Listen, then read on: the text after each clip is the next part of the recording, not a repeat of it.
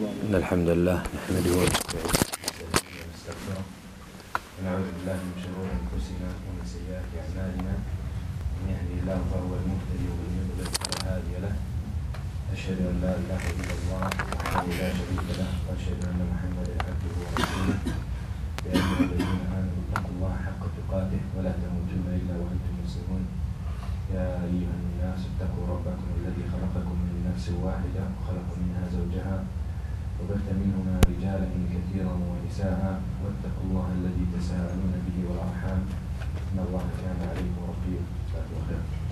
ما بعد فإن أصدق الحديث كتاب الله خير الهدي هدي محمد صلى الله عليه وسلم وشر الأمور محدثاتها وكل محدثة بدعة وكل بدعة ضلالة وكل ضلالة في النار. Inshallah, I don't know if I mentioned before we start Dars al-Hiwala about the debate that is taking place in the media about an ad trying to get through during the Super Bowl, and the ad is for a website that invites to adultery.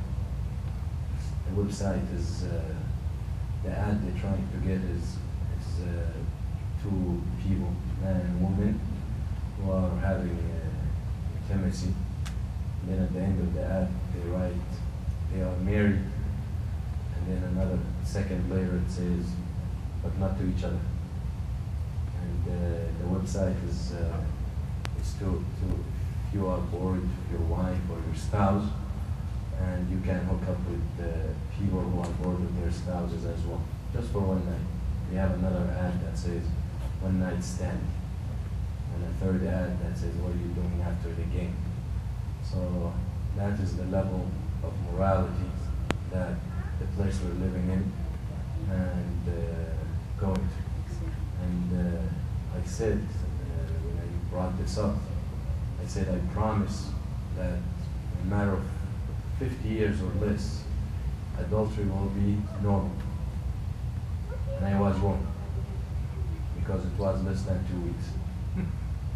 Where in New Hampshire, I was reading yesterday, I printed out the article and I forgot to bring it, but in New Hampshire, I think it was in Iowa,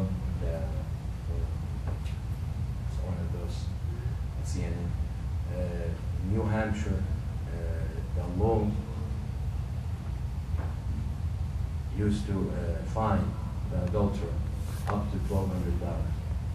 But what was very interesting, I leave that point to the end, but the new law they're trying to pass to the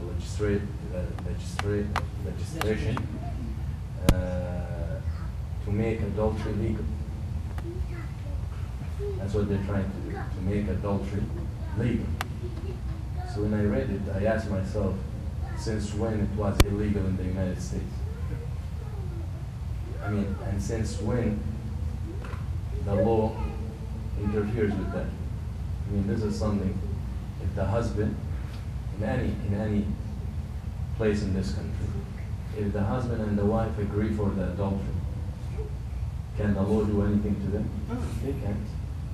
So since when it was illegal? That's to start with. And the second thing, what was more interesting, and listen to this, and when we say that Islam came to this country way before a guy named Christopher Columbus, the law in this country used to be, part of it, up to 39 flogs for the adulterer. Lashes used to fly. And this is part of the hukum of Allah. They cut it down, but part of the punishment was flogging. Part of the punishment was to put them on a high stage in Midtown, in front of the people, to expose them. And that is part of the hukum of Allah as well. When you stone them in front of public.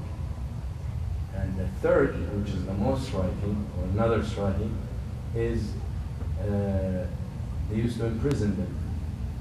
And in Islam, the fornicator, because the adulterer is stoned to death, but the fornicator has to be what they call tabrid, has to be exiled out of the city for a year. They imprison them for a year. So you see the influence, and look how it has become years after years, to the point now where they reach. I mean, the fact that these were the laws, they had made it wrong. But now what they're trying to do is make it legal. And that's how these people live. And that is when you adopt a law other than Allah, you're never satisfied with it. You think you have the authority to change it as you wish and as you move on. So if this is a move in New Hampshire, it's going to spread. It's going to start. And adultery, and we know about husbands and wives in this country where they might bring a third person into the relationship by choice to add more fun to the relationship. Allah musta'an. Ma fi ghira, and there is no jealousy anymore. Just like pigs that they love to eat. So, and then when we talk about these things, they say, who are you to talk about it? We are Muslims, and we are part of this community. And when this community is destroyed, we're part of it as well. So we will speak up, and we will stand up for it. And another part of another news is a major investigation in Ireland. I don't know if any of you heard of it. That investigation when they investigated cases and churches from 1975, Catholic churches, from 1975 to 2004. And they were able to expose hundreds, if not thousands, of cases of sexual harassments for kids by priests. Even one of the figures in that society called the Pope to resign because he knew about this stuff and they never brought it up. That is, again, when you violate the law of Allah subhanahu wa ta'ala. When you tell those priests that you cannot marry, you tell those nuns you cannot marry, that is changing the law of Allah, and you see the consequence. And it's funny how a few weeks before, he was in Australia, the Pope, apologizing to the society and to the Australian community because of that same issue with the Australian priests molesting kids. Now these things are not addressed as Catholic, these things are addressed as individuals. But God forbid that something like this happened by someone born for a Muslim family and has nothing to do with Islam, they're always gonna accuse the religion of it. So, inshallah al-afid. So, this is a society that just a couple of the things I needed I felt the need to share with you.